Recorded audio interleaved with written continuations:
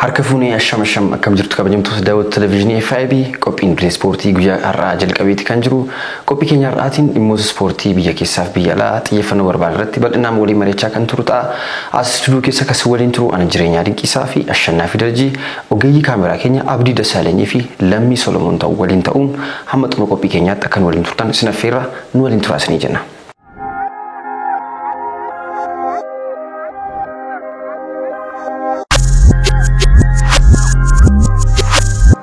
Dirree ispoortii tulsiisaa tokkoof taasisuu keessatti dhimmoota ispoortii biyya keessaa arganneen Jimmaa Abbaa Jifaarii fi kilabni bulchiinsa magaalaa Sabbataa Piriimiyer Liigii Itoophiyaatti nagaadhaan mataniitti kan jiran Jimmaa Abbaa Jifaar akkuma hundi keenya yaadannu bara 2010 shaampiyoonaa Piriimiyer Liigii Itoophiyaa akka ture yaadatama. Bara 2009 ture liigii olaanoorraatii gara Piriimiyer Liigii Itoophiyaatti kan guddate Jimmaa Abbaa Jifaar Itiyoo Elektiriik bara 1990 fi bara 1993 shaampiyoonii Piriimiyer Liigii Itoophiyaa ta'uun gara liigii olaanootti gadi bu'ee fi Dadabiit bara 2005 shaampiyoonii Piriimiyer Liigii Itoophiyaa ta'uun bara 2011 immoo gara liigii olaanootti gadi bu'eetti asitti kilaba isa biraa shaampiyoonii Piriimiyer Liigii Itoophiyaa ta'ee gara liigii olaanootti gadi bu'eetti kan jiru. Sabbataanis turtii waggaa lama caalaa turuu hin dandeenye Piriimiyer Liigii Itoophiyaa keessa innis gara liigii olaanootti gadi bu'eetti kan jiru.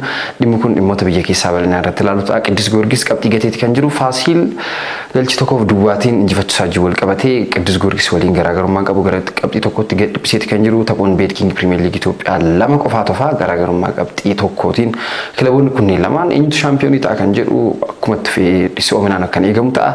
Gara laatti yoo baane Cheelsiin hojii gaggeessituu olaanaa kilabichaa kan turte Maariina Graanoviskaayaa dubartii lammii biyya Kaanadaa fi lammii biyya Ruusiyaati lamaadha kan qabdu. Dubartiin kun ofirraa gaggeessaniiti kan jiran. Abbaan qabeenyaa Cheelsii Tood Booliin ammaaf hojii gaggeessummaa olaanaa kilabichaa fi daayireektarummaa ispoortii kilabichaa walumaan yeroodhaaf dursaa kan turu ta'a. Dhimma kana bal'inaan kan laallu ta'a.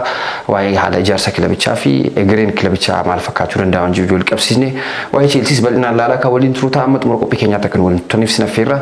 Ashu baga nagaan dhuftee. Baga nagaan dhuftee jirtu. Kam? Jirtu. Jira. Torban gaarii ture. Torban gaarii ture.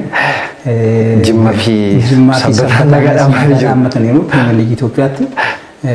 Akkuma qabaa kaasnee waa'ee isaanii dubbachaa turre Piriimiyer Liigii keessaa waan turan akkam fakkaachaa turre durumaa kaafneetu ilaala haasaa turre irratti rakkinoota guddaa akka qabanii fi qabxiiwwan argachuu irratti dadhabina guddaa irra akka jiran akkuma kanaan dura kaasaa turreetti kunuunsa taphoonni lama hafaniiti Piriimiyer Liigiitti nagaadhaan hammateeti kan jiru. Gama biraatiin immoo Piriimiyer Liigii beetkiing Piriimiyer Liigii Itoophiyaatiin garaagarummaa qabxii tokkootiin taphoonni lama osoo hafaniiti eenyutu beetkiing Piriimiyer Liigii Itoophiyaa bara 2014 injifata kan jedhu torboonota xumuraa haga eegnutti kilaboonni waancaa injifatanii gara chaampiyoonshiippiitti gadi bu'an yookiin liigii Itoophiyaa isa jedhamu kanatti gadi bu'an Jimmaa Abbaa Jifaar isaanitti makamiiti kan jiru. Tarii kilabni kun gara Piriimiyer Liigii beetkiing Piriimiyer Liigii Itoophiyaatti ol deebi'uuf waggootan baay'ee itti fudhachuu danda'a jedhamee tilmaamuu danda'a. Wanti beekamu hin jiraatu akkuma kanaan dura kaasaa turre Sabbataan erga gadi bu'ee waggoota 8 booda gara liigii Itoophiyaatti ol deebi'ee turtii waggaa lamaatiin immoo bara darbees akkuma kanaan dura kaasaa turre liigii Itoophiyaa keessa turu beetkiing Piriimiyer Liigii Itoophiyaa keessa carraa turu sababoota kilaboonni naannoo Tigraay gara beetkiing Piriimiyer Liigii Itoophiyaatti dhufanii taphachuu dadhabuu irraan kan ka'e Adaamaan akkasuma Jimmaa Abbaa Jifaarii fi Sabbataan kilaboota carraa kanatti fayyadamanii kilabicha keessa turanidha. Haa ta'u malee dogoggoroota kanaan dura bara darbe irraatii barachuu dadhabuutiin ammas Jimmaa Abbaa Jifaarii fi Sabbataan gara liigii olaanaa Itoophiyaatti gadi bu'aniiru jechuu dandeenya. Haa ta'u malee yoo asirratti waasii kaasuu barbaade liigiin beetkiing Piriimiyer Liigii Itoophiyaa keessaa kilaboonni Oromiyaa lama yeroo gadi bu'an beetkiing liigii Itoophiyaa keessaa amma gara beetkiing Piriimiyer Liigii Itoophiyaatti liigiin Oromiyaa tokko qofaadha kan dhufe. Kana ilmaayyuu kilaboonni Oromiyaa beetkiing Piriimiyer Liigii Itoophiyaa keessatti taphatan baay'achuu qabu soo jecha irratti haasaa jiruuti. Haa ta'u malee waan maammaa dhufan fakkaatu kilaboonni lama gadi bu'anii kilaboonni tokko yeroo dhufu hagam walumaa galatti kilaboonni Oromiyaa amma beetkiing Piriimiyer Liigii Itoophiyaa keessa turan bara kana bara dhufu 2015 kilaboota lama qofaadha kan ta'anii kana wajjin wal qabatee wanti biraa waan kaasnu yoo jiraate akkuma kanaan dura kaasaa turre Sabbataan taphattoota isaaf miindaa kaffaluu irraa kan ka'e taphattoonni onnattanii qabxii irratti xiyyeeffachuurraa jalqabumaa kaasanii taphattoonni kun ni taphatu malee kan sabbataa waan baay'ee gaaffii kaasuu danda'a. Fakkeenyaaf bara kana bara Premier League chi erguma jalqabeeti jechaadha. Bara darbee erga Premier League Itoophiyaa DSTV irratti tamsa'uu jalqabeeti. Sabbataan bara darbee sadarkaa shanaffaa qabateetu kan xumuree kanaaf irratti hubatoo abaatee hojii leenjisummaa garichaa yeroo gadhiisu gara hojii leenjisummaa gara biyyaalessaa Itoophiyaaf yeroo deemu Abrahaam Abraatu bakka isaa bu'aniiti kan turan. Abrahaam Abraatu garee dorgomaa cimaan agarsiisaniiti kan turan. Bara darbee sadarkaa shanaffaa qabatee xumure jechuun kilaba liigii olaanoo keessaa ol dhufeef yeroo dhiyootti ol dhufeef Beetkiin Pirimeer Liigii Itoophiyaatiin sadarkaa shanaffaa qabatanii xumuruun tarii qabxii gaariidha jettee waan gaarii kaasuu dandeessa ta'a. Amma garuu wanti guddaan asitti waa'ee kilaba kanaa kaasnee haasa'uun bara kana immoo tokkoffaa caaseffamni bulchiinsa kilaba kanaa baay'ee dadhabaadha jechuun danda'ama. Caaseffamni bulchiinsa kilabichaa wajjin wal qabatee rakkoon faayinaansii kan kanaan dura kaasaa turedha. Taphattoota isaaf miindaa kaffaluu hin dandeenye taanaan hojii leenjisaas ulfaataa taasisa. Fakkeenyaaf taphataa keef miindaan hin kaffalamu taanaan hammammaa miindaan hin kaffalamnee fi yeroo darbees iyyata galfataniiti kan turan. Federeeshinii Kubbaa Miilaa Itoophiyaatti iyyata iyyannoo galfatanii turan yeroo ji'a waxabajjii keessan kaffalaa fi waan jedhu jalqabsanii waxabajjii 15tti akka jedhamu wanta jedhamu tapha torban darbee irrattis tapha Beetkiin Pirimeer Liigii Itoophiyaa torban 27ffaatiin tapha turtii gareen biyyaalessaa Itoophiyaa Maalaawiitti taasisee booda yeroo deebi'an taphattoonni sabbataa training in hojjennu ture almost gara ji'a tokko waliif jechaadha. Hin dhufnu jedhanii turanii sossobaa meeqaatiin egaa leenjisaan kilabichaa yeroo ammaa kanatti kilabicha leenjisaa jiran Zalaalam Shifarraa'u Mooriiniyoon hojii leenjisummaa garichaa erga ka'ee booda Birhaan Dabalee sossobaa dhuunfaa isaaniitiin karaa mataa isaanii bilbila dhuunfaa isaatiin taphattoota sossobuutiin ture. Gaaficha akkuma torban darbee kaasaa turre taphataan gara direetti seenee filannoo jalqabaatiin direetti seenuuf daftee bakka istaadiyoomitti argamuu qabda ture. Taphni sa'aatii 10tti jalqabuuf yeroo jedhu taphattoonni baay'ee naannoo sa'aatii 8tti baay'een isaanii naannoo sa'aatii 6tti naannoo buufata xiyyaaraa turanii reefu Finfinnee irraatti gara Bahar Daar deemanii jira. Garaagarummaa sa'aatii 2 ol sa'aatii 1 gidduutti bakka naannoo istaadiyoomiitti ka'anii qaama ho'ifannaaf iyyuu baay'ee rakkisaa ture jechaadha. Qophii geemiif qophiin itti taasisu bal'aa jiraachuu danda'a. Gadi fageenyaan bal'inaan akkaataan ati of qopheessitu jiraachuu mala homaa gaaffii hin qabu. Sadarkaa kanaatti yeroo taphattu tapha mandaraa miti kan taphattu tapha sadarkaa Afrikaatti haguuggaa televezyiinii argatu xiyyeeffannoo miidiyaatti kenname DSTV illee tamsaasaa jiru akka ta'e beekama Pirimeer Liigii Itoophiyaa irratti. Amma wanti mul'atu numaayyuu dhuguma kilaboonni kunneen lamaan liigichaaf madaalan jechaadha. Liigichaaf akka madaalle kan nutti agarsiiseeti kan jiran galee liigichaaf liigii sadarkaa kanatti xiyyeeffannoon itti kennamee ol guddatee xiyyeeffannoo miidiyaa argatee sadarkaa idil Afrikaatti tamsa'aa jiru kanarratti rakkoo faayinaansii qabda taanaan taphattoota kee miindaa kaffaluu hin dandeessu taanaan akkuma sila siif kaasuuf yaalii taasisedha. Leenjisaan hojii isaa irra jireessaan hojii isaa inni guddaa kilabicha leenjisuudha. Gama dirree irratti hojii leenjisummaa kilabichaa saayintifikaalii waa'ee kubbaa miilaa irratti xiyyeeffatee hojjechuudha. Kanaan cinatti egaa hojii leenjisaa taasise dabaltu inni biraa maalidha? Sossobbaa taphattoota. Taphattoota akkam gootee mootiveeti goota. Taphataa miindaan hin kaffalamnee fi taphataa taphachuuf fedhii hin qabne taphataa isaanitti murteessitu. Taphattootas murteessitu. Hojii leenjisaatti illee hojii ulfeessu ta'a. Yeroo baay'ee imagine waggaa 3 asitti leenjisoota garaagaraa afurtu kilaba kana leenjisaa jira jechuun kilabichi hammam tasgabbaa akka hin taane asitti mul'isa. Inni kun garuu sabbataa irratti qofa miti kan mul'atu. Kilaboota biroo ammallee tarii akkaataadhuma rakkina Jimmaa Abbaa Jifaarii fi sabbataan keessatti argaman kana as dhiyoollee kilaboota kanneen akka Diree Dhawaa irratti kilaba bulchiinsa magaalaa Finfinnee irratti argineera. Isaaniin barsiisaa jira. Wanta jechamni tokko jira. Gowwaan ofirraa barata, gamni immoo namarraa barata miti. Gowwaa yeroo taatu ati gowwaa waan taateef erga miidhaan sirra ga'ee miidhama sirra ga'e irraa kana booda akkasiin godhu waan ta'e miidhamni kaleessaa sun irra ga'u itti ofirraa barata. Gamni yoo taate garuu nama isa miidhame ergite adeemsa inni keessa darbe inni isa waan akkas godheef miidhaan akkasii sirra ga'e waan akkas godheef miidhaan akkasii sirra ga'e jedhee gamni miidhama nama biraarraati.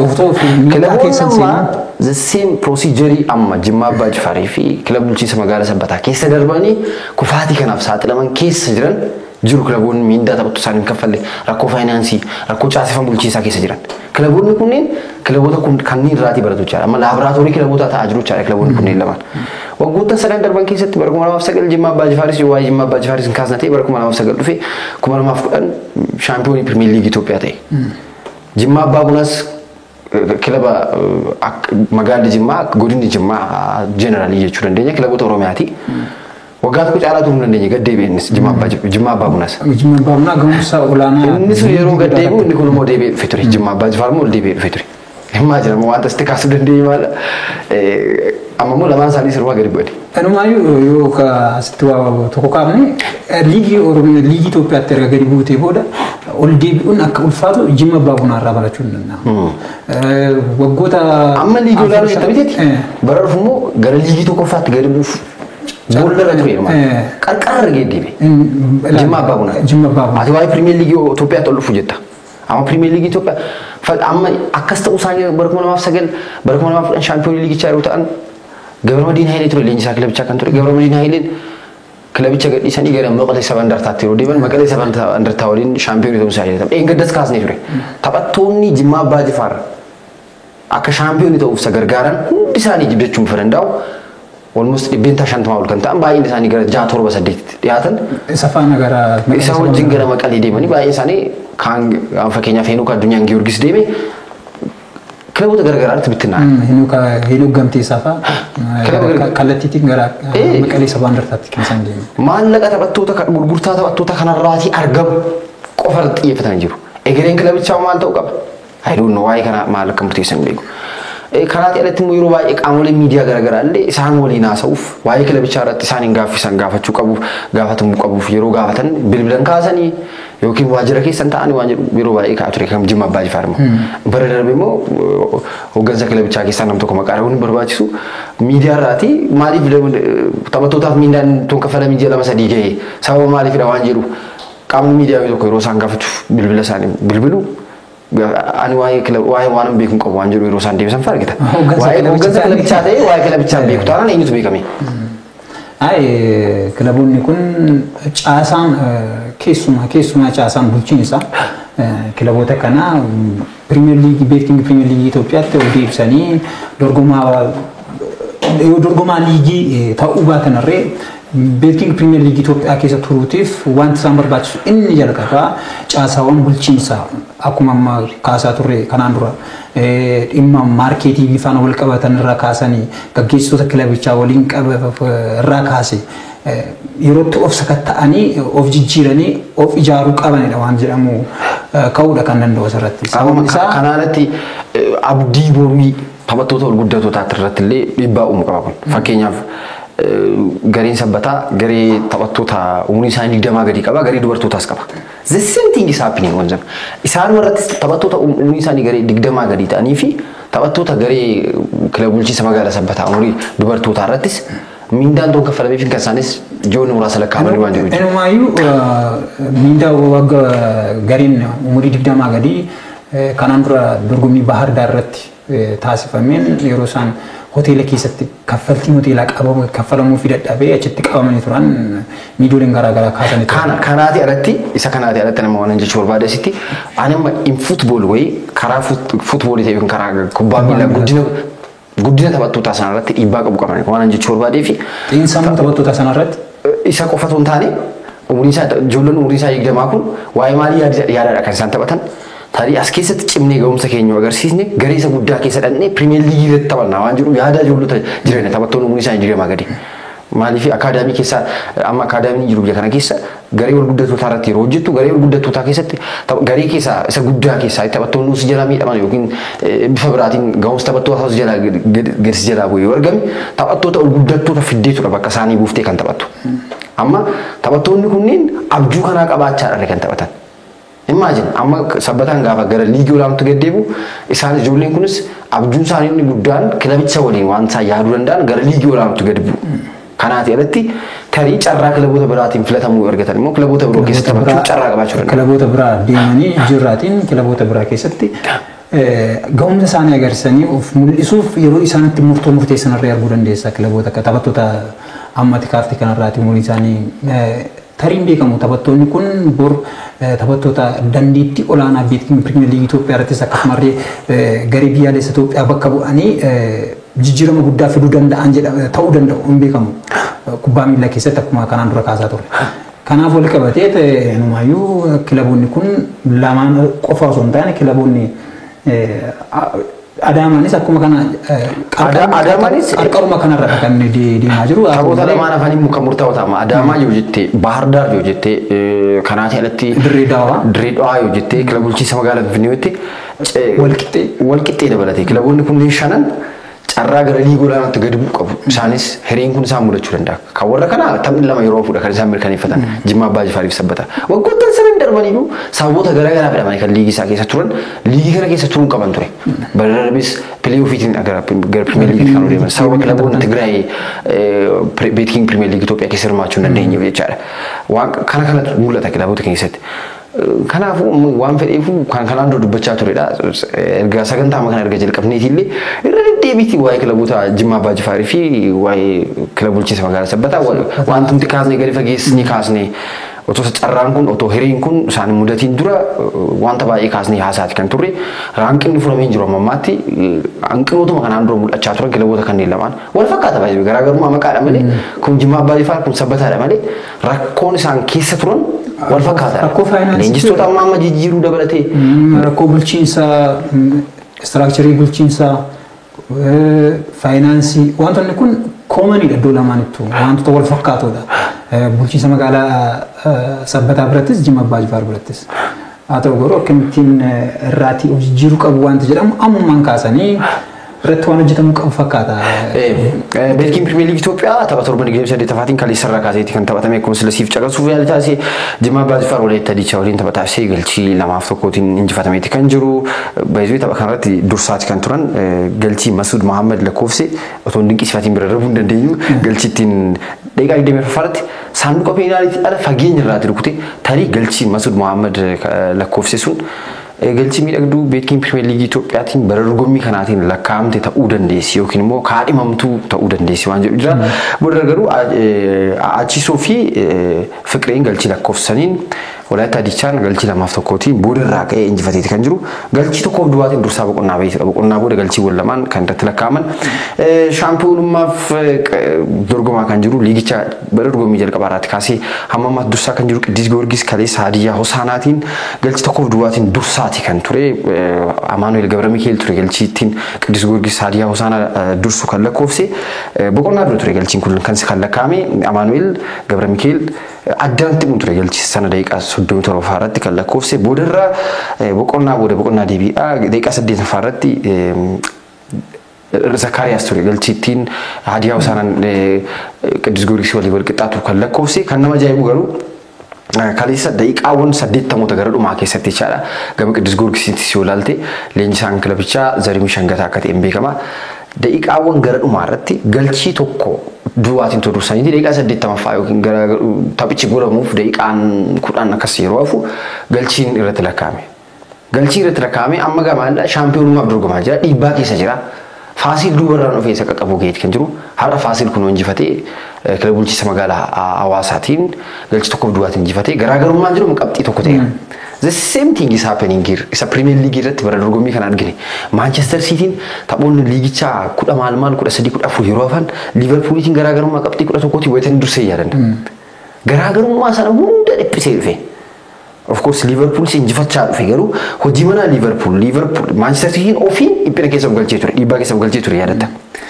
Southampton akkatti qabxii gatee Crystal Palace akkatti qabxii gatee Tottenhamiitiin injifatame West Ham akkatti qabxii gatee dhufee Liverpool garaagarummaa qabxii tokkootiin hamma taphni torban 38ffaa torban guyyaadhuma hamma taphatamutti dhiibbaa keessa ture eenyu shaampiyoon liigichaa ta'a waan jedhamu beekamu ture. The same thing is happening here. Waan wal fakkaataa asirratti mul'achaa jira. Beetkiin Pirimeer Liigii Itoophiyaatiin taphoonni 11 akkas yeroo hafan Qiddus Giyoorgis Faasil dabalatee kilaboota booda irra jiran Walaayittaa Diichaa Sidaamaa dabalatee garaagarummaa qabxii Hawaasaanis wayita tokko dur morkataa keessa warra morkattoota warra jedhaman keessaa tokko ture. Garaagarummaa qabxii 11tiin yeroo dursaa ture yaadan qabxii 11 Giyoorgis bara kana Pirimeer Liigii Itoophiyaa injifatee jedhamee yeroo taa'ame jecha. Amma daali tapha Pirimeer Liigii Itoophiyaa torban 28 kan argamu. Liigichi kan bara dorgommii kanaa goolamuuf taphoota 2 qofa ta'e torbanoota 2 qofa. Torbanoota 2 yeroo hafan Faasil shaampiyoonaa bara darbee waliin garaagarummaa qabxii tokkotti ta'eeti kan jiru. Garaagarummaa qabxii tokko. Faasil immoo ilaalte the most consistent team. Ga'umsa wal fakkaataa ajaa'ibaadha leenjisaa erga jijjiirite itti fufinsa qabu agarsiisaadha kan eegamu wal fakkaata erga siyyuun kabbadeetiin hojii leenjisummaa irra gaggeessanii amma kilabicha irraati barachuu qabu kilaboonni keenya Faasiil gambul caaseffama bulchiinsa isaa ilaalte faayinaansiitii yoo ilaalte deeggartoonni kilabichaa ilaalte dhuguma kubbaa miillaaf of kennanii sadarkaa kanaatti kilabichi ilaali qaba waggoota sadan arfan darbaniif fakkeenyaaf wayita tokko koronaa dura wayita weerarri vaayirasii koronaa toon dhufin dura Maqalee Sabaa Indartaa waliin shaampiyoonummaa liigichaaf wal dorgomaa turan amma guyyaa dhumaatti kokkeetti wal qabani boodarra immoo wayita weerarri vaayirasii koronaa dhufe immoo Sidaama dabalatee Maqalee Sabaa Indartaanis ture yeroo sana hamma torban dhumaatti torbanumni 28 ta'utti Faasiilis qaama dorgomtoota waancaa Piriimiyer Liigii Itoophiyaa keessaa tokko ture. Ilaali bara darbee immoo shaampiyoona liigichaa ta'e. Bara kanas ilaali murtoo isaa fudhatan sirriidhaan jedha Siyyuum Kabbadee hojii leenjisummaa irraa gaggeessan. Kilabicha waliin shaampiyoonaa ta'eera. Seenaa isaa keessatti yeroo jalqabaaf Siyyuum Kabbadeetiin durfamaadha shaampiyoonii kan ta'e. Siyyuum Kabbadeen kilabicha shaampiyoonii taasise jedhamee iskwaadiin garuu iskwaadiin jiru kanuu bara darbeeti. Mujiib Qaasim qofa kilabicha kan gadhiise. Isuma bara darbeeti. Anumaan okkii keessa irra deebi'ee dhufee gara kilabichaatti deebi'e.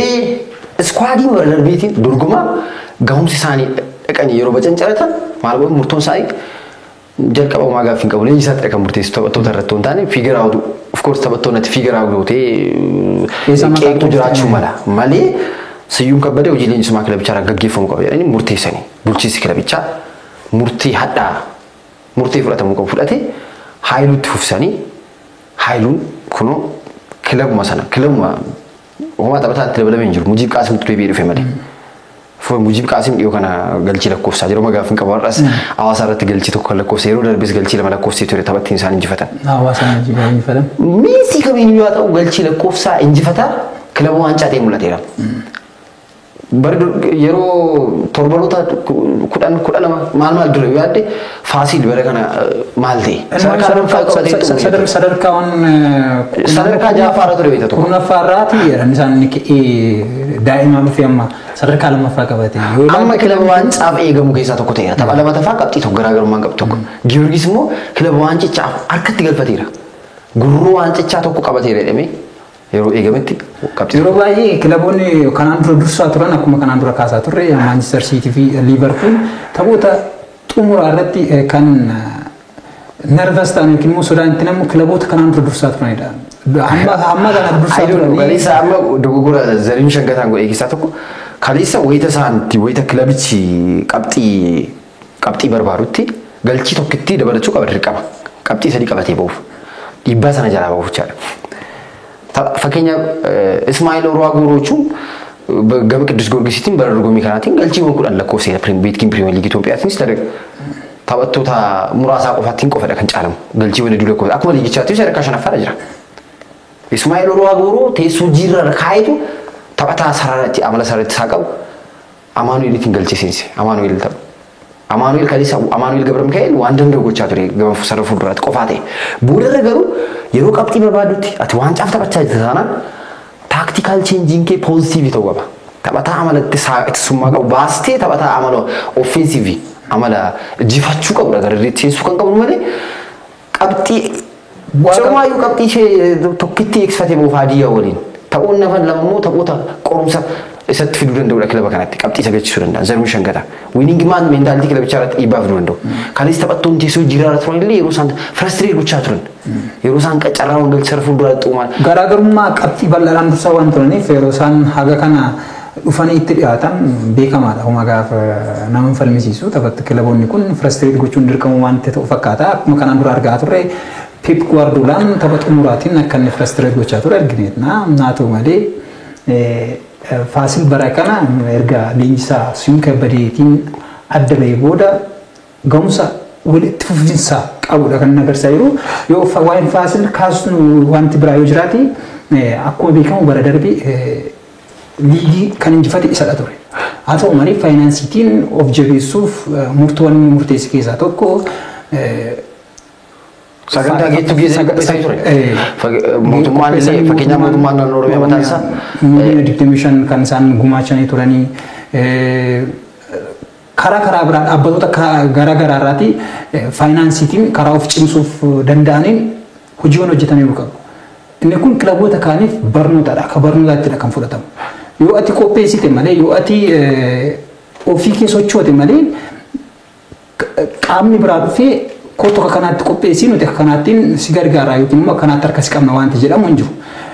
Kubbaan miilaa ispoortiidha beekamaadha. Ispoortiin qaama kam biratti iyyuu jaallatamaa akka ta'e beekamaadha. Qaama kam yeroo isin jedhu warra kubbaa miilaa jaallatan biratti kubbaan amala deeggartummaa haa qabaatu malee jaallatamummaan isaa akkuma itti fedhidha kan jiru. Fakkeenyaaf bara kana Cheelsiin yeroo adabbii irra ture kilaboonni faallaa deeggartoonni faallaa yeroo Cheelsiin adabbii keessa seenaa ture Cheelsiif yeroo isaan gaddaa turan argineerra. Deeggartoonni Manchester deeggartoonni Arsenal maayyuu darbii tokko turan yeroo Cheelsiin gaagama akkasii isa mudatuuf gadda isaaniitti mul'isaa turan argineerra. Dirree keessatti wanti jiru akkuma jirutti ta'ee wal falmiin jiru wal dorgommiin jiru miirri dorgommii jiru akkuma jirutti ta'ee garuu kilabni tokko yeroo inni qarqara baduurra yookiin immoo diigamuurra yeroo inni gadi bu'uurra yeroo ga'u maatiin kubbaa miilaa akkuma beekamu kubbaa miilaa waan jaallatuuf dorgommii sana waan barbaaduuf dorgommii sana ilaaluu waan fedhuuf kilaboota kana gidduutti dorgommiin akkuma kilaboonni kun as jiraachaa turaniitiin dorgommiin miirri dorgommii isaan gidduu jiru ol ka'aa waan dhufuuf maatiin kubbaa miilaa ni jaallata. Kanaaf kilaboonni qaama biraa ta'an irree dirqama chaampiyoonii ta'uu miti kan sirraa eegamu galii sassaabbachuuf. Dirqama pirimeer liigii waancaa pirimeer liigii kaasuu miti kan sirraa eegamu. Kilabni kubbaa miilaa waan taate qofaatiif wantoota akkasii irratti yoo xiyyeeffatte akkasuma akkuma kanaan dura kaasaa turre muummee maarkeeting maanajimentiin haala danda'ameetiin yoo socho'e kilabni tokko gadi qabatee mataa hundeen isaa gadi qabatee abbiin isaa yoo tole kilabni sun dorgomaa cimaa ta'e gara dorgommiitti dhufuu waan danda'uuf kun immoo deeggartoota biratti jaallatamummaa qaba waan jiru. Gawuraatiin taphni kaleessa taasifame taphata sabbataan irratti injifatame kilaba bulchiinsa magaalaa Finfinnee kilaba bulchiinsa magaalaa sabbataatiin galchii 4-3tiin injifatee kan jiru tarii miirri wal dorgommii olaanaa irratti mul'ateeti kan ture kaleessa taphicha irrattis bokkaan hamaa roobaa ture leenjisaan kilaba bulchiinsa magaalaa Finfinnee waan isaan jedhan kanaa ol chaalenji gochuu barbaanne kanaa ol galchii kanumaayyuu galchii 4-1tiin dursamaatti kan turan baay'ee daqiiqaa 16 irratti Fitsum Gabra Maariyaam sabbataaf galchii lakkoofseen ture galchii tokko duwwaatiin dursaa kan turan daqiiqaa 21 irratti Fitsum Xilaahuun ammas daqiiqaa 30 irratti deebisee Fitsum Xilaahuun galchii lakkoofsee boodarra immoo boqonnaa booda yeroodhaan Riichmaand Oddoongoon daqiiqaa 45 irratti galchii lakkoofseen galchii 3-1tiin boodarraa ka'uun kan gochuun dursaa boqonnaa kan ba'an boqonnaa booda daqiiqaa 53 irratti ammas Riichmaand Oddoongoon galchii lakkoofseen kan bulchiinsa magaalaa Finfinnee kan bulchiinsa magaalaa Sabbataatiin galchii 4-1tiin dursaa kan ture boodarra waan danda'an waan dandeenye gochuu qabna challenge waan godhan fakkaata taphattoonni emotionally waan taphatan fakkaata Fitsum Gabra Maariyaam daqiiqaa 67 irratti galchii dabalataa lakkoofseeti kan ture Saamu'eel Salliisoon innis daqiiqaa 87 irratti galchii lakkoofseen kilaba bulchiinsa magaalaa Sabbataa galchii 4-3tiin injifatamuun beekii pirimeer liigii Itoophiyaatti tapha marsaa jalqabaatiin yoo ilaalle akkasuma Finfinnee fi Sabbataa gidduutti taphatameen yaadatte yoo ta'e galchiiwwan baay'een irratti lakkaawame akkuma kana galchiiwwan torba irratti lakkaawame yoo naggoruudhaa 5-3 tapha dhumeetti fakkaata akkasuma kilaboota kana lamaan gidduutti galchii 8 lakkaawame galchii torba lakkaawame namaa galatti galchii bara dorgommii tokkootiin kilaboota tokko lama gidduutti galchiiwwan 15 lakkaa'amuu danda'eera.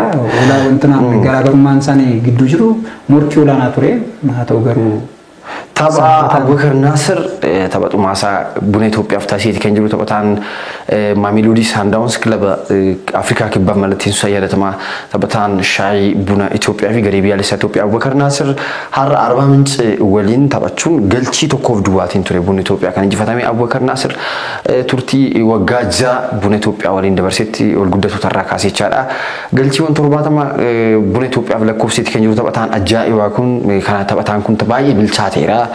Taphataa Itoophiyaa keessa ture fakkaatu dandeettii sirriitti argitu taphattoota lammummaan isaa Itoophiyaa ta'an biyya kana keessatti guddatan irratti yeroo baay'een argitu taphataa baay'ee bilchaataadha baay'ee taaktikaali taphataa baay'ee awweerri ta'edha kanaati irratti bara darbee beekiin pirimeer liigii Itoophiyaatiin galchiiwwan 29 lakkoofsuun reekoordii bara dorgommii tokko keessatti beekiin pirimeer liigii Itoophiyaatiin galchiiwwan 20 lakkoofsuu Geetaanaa Kabbadan galchii 25 qabatee ture galchii 4tiin fooyyesseeti kan ture taphataan kun Geetaanaa Kabbadanis reekoordii kana fooyyessuuf turtii waggoota hamma 20 dirqama dirqamateeti kan Yordaanos abbaa ture galchii 23tiin reekoordii sana qabateeti kan ture reekoordii yeroo dheeraaf Geetaanee Kabbadeen cabse amma immoo Abubakar Naasir bara darbe cabsuusaa yaadatamaa buna Itoophiyaa waliin waancaa qofaadha kan injifanne taphataan kun kaleessa kaarragaa miira baay'ee deeggartoonnis miira baay'ee haala ho'aa ta'eetiin ture taphataa kanaaf gaggeessaan kan taasifamee fi banaroonni garaagaraa hojjetamanii tishartoonni garaagaraa maqaa Abubakariitiin hojjetanii taphataa kana sirna galateeffannaa taphataa kanaaf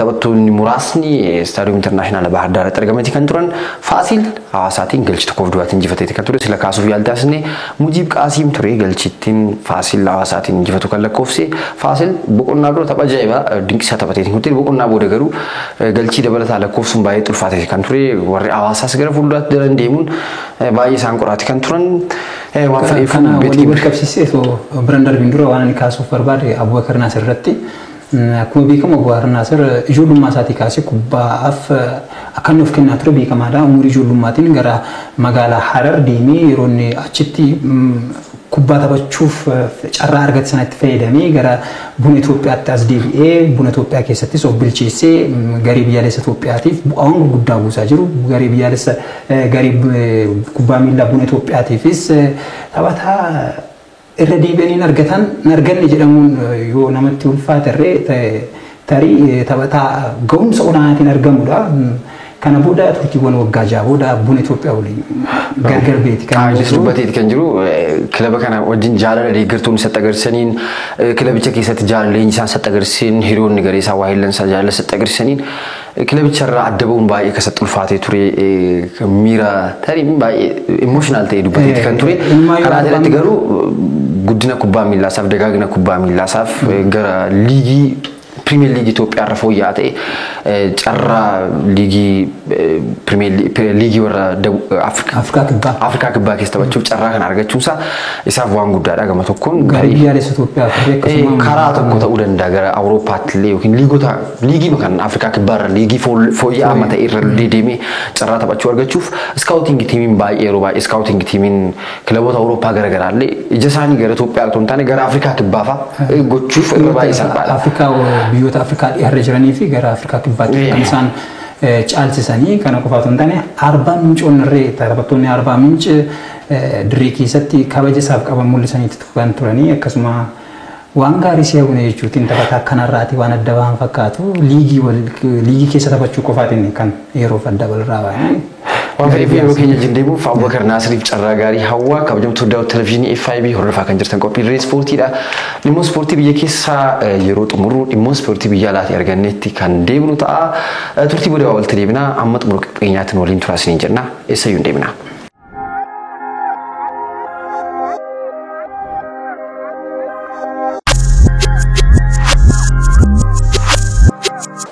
kabajamtoota daawwattoota televezyiinii FIB dirree ispoortii akkuma feeti kan jiru dhimma ispoortii biyya alaatii argannetti yeroo ceenu waa'ee Chelsea dharra bal'inaan kan laallu giftii duree kubbaa miilaa kan jedhamtu dubartittiin lammii biyya Raashiyaa fi lammummaa lakkuudha kan qabdu Kaanaadaa fi Raashiyaa dual citizenship kan qabdu dubartiin kun Marina Granovskaya jedhamti seenaa Chelsea bara 2003 keessatti Chelsea Roman Abramovich waliin durfama waggoottan 19 darbaniif milkaa'ina galmeessee keessatti shoora ishee olaanaa kan baatte Marina Granovskayaan abbootii qabeenyaa haaraa dhufan Totboli konserteemiitiin durfamaniin hojii gaggeessummaa kilabichaa irratti gaggeeffamteeti kan jirtu dubartiin kun dhimma kana hojii wal qabatee waan bal'aa kaasnee waliin ilaalaa kan turu ta'a. Ashuu Marina Granovskayaan bara 2003 ture Roman Abramovich waliin gara hojii Chelseaatti kan dhufte gara Chelseaatti erga dhufte bara 2014 immoo dhimmoota jijjiiraa taphattootaa fi kontraata taphattootaa irratti walii galtee kan dhiyeessu isheedha. Dubartiin kun dubartii dinqisiifannaa ajaa'ibaa argattedha. Bara 2021 richaadha badhaasa Tuto Sport Golden Boy waggaattiin akka qopheessuun beekama. Sirna badhaasichaa irratti egaa dubartii daayireektara kubbaa miilaa yookiin daayireektara kilaboota kubbaa miilaa ajaa'ibduu jedhamtee badhaasamteeti kan jirtu Marina Granovskayaan. Dubartii kana wajjin seenaa bal'aa kaasuu dandeessa waa'ee Chelsea wajjin wal qabatee akkaataa isheen itti taphattoota waliin walii galtee uumtu kilabichi baay'ee kilaba baay'ee tasgabbaa ta'edha. Chelsea faayinaansiin isaallee baay'ee tasgabbaa akka ta'een beekama. Roman Abramovich waliin bara 1997 irraa kaaseeti kan wal beekan otoo Roman Abramovich Chelsea bitiin dura Moscow State University irraa akkuma eebbifamteetiin jechaadha personal assistant isaa yookiin immoo umfaadhaan nama dhiyeenyaan hojii biizinesii Roman Abramovich hojjetu keessatti dubartii gargaartu akka taateen beekama gara Chelsea dhuftee immoo itti gaafatamummaa garaagaraatiin Chelsea tajaajilteetti kan jirtu bara 2014 kaasee akkuma kaasuuf yaaltaa'e hojii kontiraat taphattootaa irratti walii galuuf hojii jiraa taphattootaa wajjin qabatee bal'inaan hojjechuun kilaba kana sadarkaa olaanaatti kilaba milkaa'aa akka ta'u taasisteetti kan jirtu kilabichi gama faayinaansiitiinis baay'ee tasgabbaa'aadha sila kaasuuf yaaltaa'e ture dubartii ajaa'ibduudha kan isaan dhaban jechuun danda'ama haala kan Manchester United wajjin wal fakkaata bara 2013 yaadattootaa fi Sir Alexander Chapman Ferguson hojii leenjisummaa Manchester United irratti yeroo gaggeeffamu David Gill immoo hojii gaggeessaa olaanaa Manchester United ture waggoottan kurnan darbaniif bara 2003 ture hojii gaggeessaa Manchester United ta'uun gara itti gaafatamummaa sana fudhatee hojjechaa kan ture waggoottan kana gidduutti gaa wancaa Champions League tokko leenjifachuu danda'anii kan turan Premier Leaguetiin irra deddeebiitiin wancaa Premier League injifatanii kan turan Manchester United guruu baadheef David Gilliitiin durfama wancaa Premier League 5 injifatanii kan turan Manchester United wayita tokko ture Manchester United hojii gaggeessaa olaanaa kanaa fi leenjisaa seenaa qabeessa kana tarii waggoottan 26 oliif kilabicha keessatti seenaa ajaa'iba kan galmeesse kan dhaban ergasiiti gaa Edward waggoottan 8tiif hojii gaggeessaa olaanaa Manchester United hojjechaati kan ture nama muuxannoo kubbaa miilaa hojii kubbaa miilaa hin qabne nama beekumsa kubbaa miilaa gahaa hin qabne dhamee qeeqamaati kan ture jijjiiraa taphattootaa irratti dogoggora isaan hojjechaa turan Manchester United gatii kaffalaati kan ture kanaati alatti kilabichi faddaalotaatiin yeroon saamaa ture argineerra maallaqa miiliyoonaatiin lakkaa'amu Manchester United waggoottan 8 darban keessatti haala hin beekamneen haala ba'uu hin qabneen haala malleen maallaqa paawundii biiliyoona tokko ol baasii taasisuun kilabichi kasaaraarra bu'eeti kan jiru Manchester United hin danda'ama duruma kilabichi kilaba faayinaansiidhaan tasgabbaa'eerudha lafa qabateerudha malee tilmaamatu faayinaansiitiin kilaba dadhabaadha ta'e kilabichi sadarkaa diigamuuf qarqara ga'uu gahaati kan ture erga Joel Glazer ilmaan Glazeriitiin durfamu jalqabichaadha amma wanti jedhamaa jiru Chelsean Marina Granovskaya dhabee hireen Manchester United mudate kilaba kana kan mudanne shakkamaati kan jiru amma Todd Bowlin yeroof hojii sporting directorummaas hojii gaggeessummaa olaanaa kilabichaas yeroof permanent temporarily yeroof kilabicha dursaa kan turan ta'a jedhameeti kan jiru akkuma kaasuuf kaaste Marina Granovskaya fi akkasumallee hojii gaggeessaa olaanaa kilabichaa kan ture lammii biyya Ameerikaa Steve Bruce Buck akkasuma kallattiin hojii isaa irraa turtiiwwan waggoota 19 erga Roman Abramovich bara 2013 Chelsea fudhateen asitti Chelsea waliin hojii gaggeessaa olaanaa ta'e gaggeessaa ture kanas hojii irraa adda baasaniiti kan jiranii akkasuma akkuma kaasuuf kaaste Todd Bowlin bakkoota kana lamaan akkasuma hojii gaggeessaa olaanaa fi sporting directory kilabichaa yeroof akkasumas hojii gaggeessaa olaanaa permanently akkuma sila kaasuuf kaane dhaabbataadhaan akka itti fufanidha kan kaasanii haa ta'u malee Marina Granovskaya hamma barri dorgommii barri jijjiirraa ganna amma baname kana haga dhumutti akka isaan waliin turtu gargaaraa isaanii taate akka waliin isaan waliin turtu yaada kaaniiti kan isaan turanii haa ta'u malee gaagaamni kilaba kanatti tarii akkuma sila kaasuuf kaafte Marinaan kilaba kana gadhiisuurraan kan ka'e gara kilabichaatti dhufuu danda'a wanti jedhamu ammumaan kaasee yaaddeessaadha ta'e kan jiru yoo kaafne ilaalle Marinaan waggootan akka sila kaasuuf kaate bara 2014 irraa kaastee kontiraataa yookiin immoo waliigaltee taphattootaa fi taphattoota jijjiirraatiin kilaboota gara biraarraatii gara kilabichaatti fiduutiin hojiiwwan gaggaariidha kan isheen hojjettee dabartee baroota darban kana keessatti taphattoota maqaa guddaa qaban kilaboota gurguddaatti irraatii gara Chelseaatti fidanii kan isaan turanii baruma darbee yoo ilaalte Romelu Lukaku paawundi miiliyoona 97.5 yookiin yuuroo 15tiin gara Chelseaatti Inter Milan irraatii deebisanii fidanii turanii akkuma kanaan dura kaasaa turre taphataa umuriin isaa professionaalummaa hin geenye mallattoo professionaalummaa waan qabsiisanii turaniif adabbiin irra taa'ee ture akkuma kanaan dura yaadatamu adabbiin sun erga irraa ka'een booda taphattoota torba ture kan garichaatti fidanii Timo Werner irraa kaasee Kai Havertz akkasumas Hakim Ziyech Malang Sarr dabalatee Thiago Silva taphattoota maqaa gurguddaa qaban garichaatti fiduutiin Ben Chilwell dabalatee Eduardo Mendy karra eegaa waa'ee asxii waggoottan muraasa Ediga hojii gaggeessummaa kilabichaa dhuftee asitti Maariinaan waan baay'ee hojjetteetti kan jiru fakkeenyaaf Romelu Lukaku fakkeenya fudhate paawundii miliyoona 97 garagarichaatti dhufu malee the worst business Chelsea businessii dadhabaa businessii fokkisaa Chelsea hojjete jedhamee kan qeeqamaa jiru amma Inter Milaaniif paawundii miliyoona 7 jijjiirraa ergisaatiin waggaa tokkoof kennaniiti kan jiran taphataan kun Chelsea keessatti torbaniin maallaqa paawundii miliyoona paawundii 375 argachaa ture waggaa kana bara Inter Milaan irraa kaasee gara Chelsea erga dhufee isticha taphataan kun yaadatotiif ji'a muddee darbe keessa Sky Itaaliyaaf interview erga taasisee booda Chelsea taaktikni Thomas Tuchel taaktikni isaa dirree keessatti itti gaafatamummaan naa kennamu rooliin naa kennamu anaaf mijataa miti kanaaf sababa kanaaf ga'umsa koo akka ajaa'ibaatti baasee agarsiisuu kan dadhabee ga'umsa koo Inter Milaan keessatti waggoottan lamaan darbaniif agarsiisan asitti irra deebi'uu kan dadhabee waan jedhu wal qabsee wanta miidiyaatti bahee dubbatamuu hin qabne erga dubbatee booda Thomas Tuchel waliinis xiqqoo ishee walitti bu'iinsi uumameeti kan ture Tuchel amma bara darbe dubartiin kun waan baay'ee biizinesii ajaa'ibaa hojjetee kan ture fakkeenyaaf Eden Hazardin walumaa galatti yuuroo miliyoona 135 Real Madrid kan gurguran dubartii kan akka ta'een beekama walii galtee isaa Fiorentino Perez waliin kan taasiste isheedha biizinesii ajaa'ibaa kan hojjettee bara kana garuu guutummaan guutuutti hojii bulchiinsa kilabichaa qeeqsuudha kan hojjetame fakkeenyaaf fudhattee Antonio Rudiger kontraatni kilabicha waliin qabu xumuramee bilisaatiin ture Real Madrid taphataa ajaa'ibaa akkasii Real Madrid dabarsee ni kennu jechuun hiika maalii qabu laata taphataan kun tarii kontraata waggaa 2-3 otoo ofirraa qabatee Chelsea taphataa kanarraati maallaqa amma argachuu kan danda'u tilmaamuu dandeessa paawundii miliyoona 50 ol baasuu taphataa danda'udha taphataa ga'umsa isaa piikii irratti argamudha taphataa murteessaa duuba irratti tarii erga Joon Teeriitti asitti taphataa sarara cimaa ajaa'ibaa Chelsea argate keessaa tokko ture Andreas Christensenis bilisaatiin tarii Barcelonaaf dabarsanii kennaniiti kan jiran Cesar Azpilicueta irraa kontiraan isaa dhumateeti kan jiru taphattoota Marcos Alonso illee kilabicha gadhiisuu jedhamaata kan jiru waa'ee Lukaku sila kaaseen ture Hakim Ziyech qaama kilabichaa ta'uu dhiisuu irratti Hakim Ziyech illee akkuma kanaan dura kaasaa ture Hakim Ziyech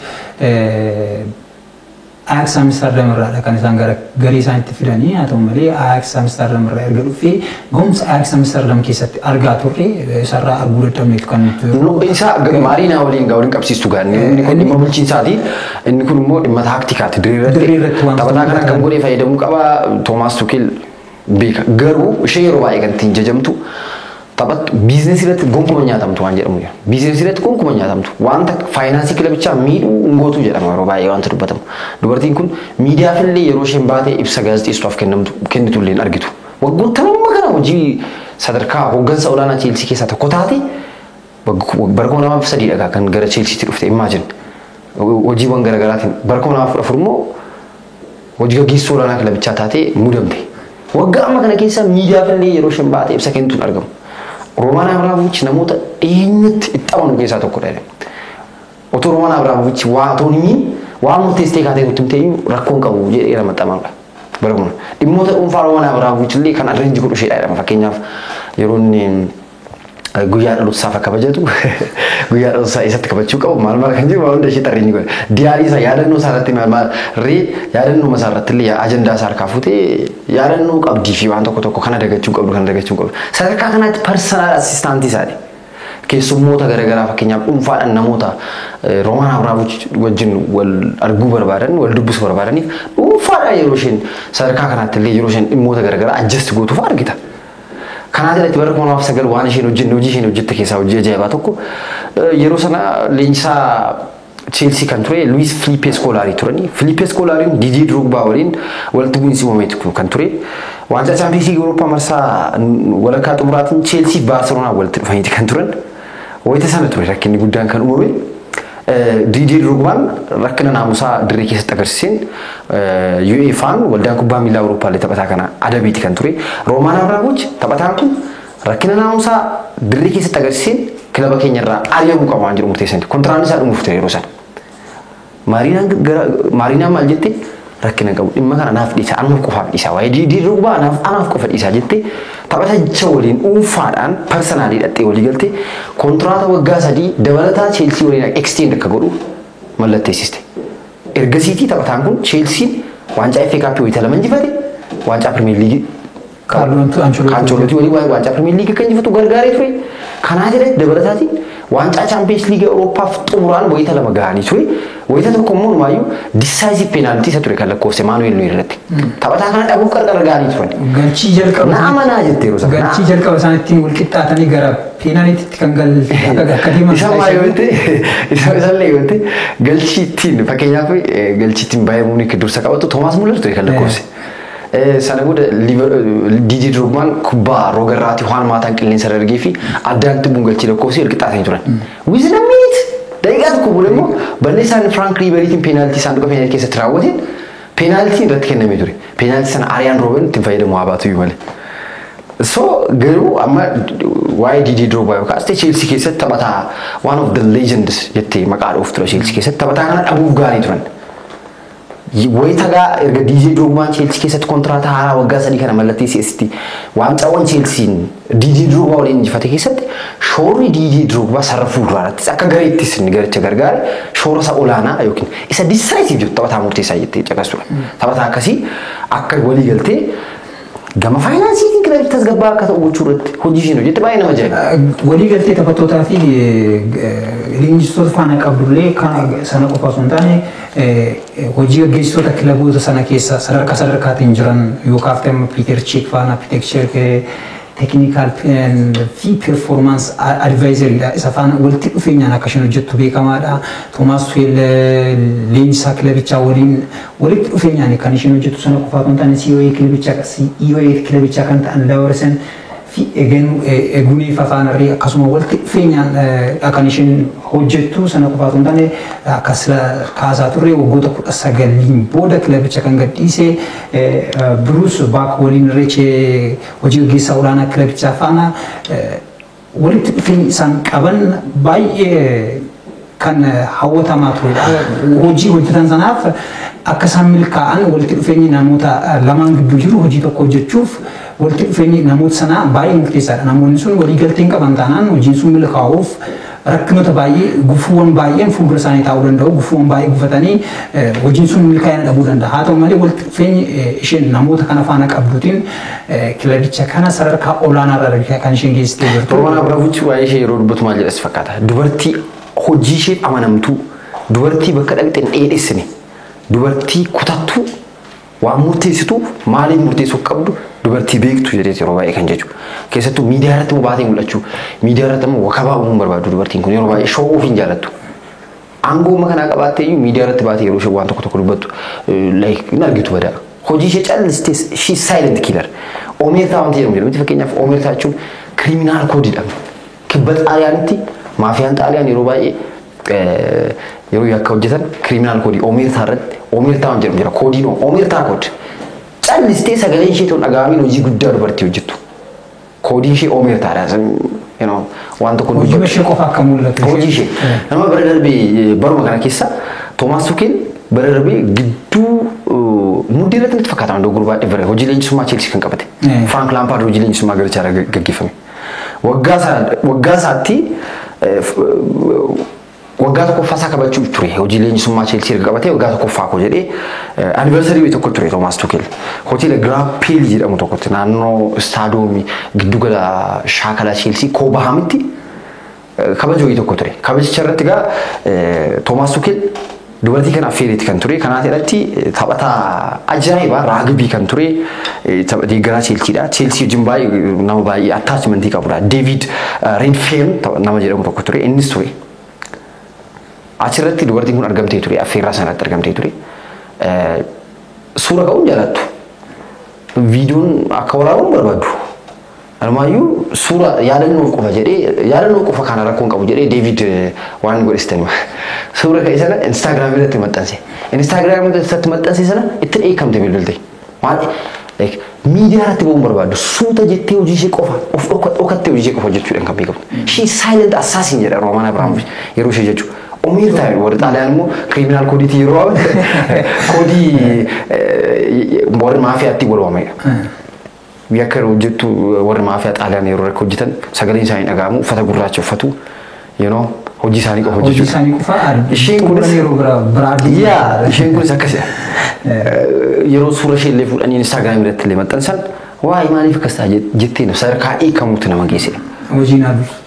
Hojiin adus jetti amma gaa Chelsea bara kana Romelu Lukakuutiin dhabeetti kan jiru bara kana taphataa Chelsea dirqama bakka Anthony Rudiger fi bakka Andreas Christensen taphattoota sanatti isaa gidduu lama dirqama lateessifachuu qaba jedhameeti kan jiru Ben Chilwell bakka Ben Chilwell taphataa isa gargaaruu danda'u tokko amma Ben Chilwelliin yeroo Ben Chilwell miidhamu Marcos Alonso akkatiin beekama taphataan bakka isaa bu'ee sarara qarqara ittisaa bitaa irratti kan taphatu bakka isaas taphataan tokko isaan barbaachisa jedhameeti kan jiru kanaati alatti sarara fuuldura irratti gaa Timo Wernerin taphataan gargaaru Romelu Lukaku isaanii taphataa kan taphataa kuma lateessifachuu qabu jedhameeti kan jiru Todd Boehly hammam waa'ee kubbaa miilaa beekaniitu hammam beekumsa kubbaa miilaa qabaataniitu dhimmoota kanarratti murtee dabarsuu laata waan jedhamu gaaffii sitti kaasaa amma gaa Thomas Tuchel head coach kilabichaa ture dhimmoota dirree irratti qofa xiyyeeffatanii leenjisuu qofa ture hojiin isaanii kanaan dura amma garuu Todd Boehly'n kanaan dura industirii kubbaa miilaa keessatti hojii hojjetee waan hin beekneef muuxannoo industirii kubbaa miilaa keessatti hojjechuu waan hin qabneef industiriin kubbaa miilaa baay'ee komplikeetidha. Kanaan dura sila kan siif kaasuu yaaltaase Eduard muuxannoo kubbaa miilaa yookiin immoo beekumsa kubbaa miilaa gahaadha buusaarraan kan ka'e Manchester United kisaaraa maaliif akka saaxilee yaadatama. Hireen kun Chelsea akka hin mudanneef jedhanii Thomas Tuchel gara maaneejarii xorbutaniiti kan jiran. Maaneejarii head coach ture.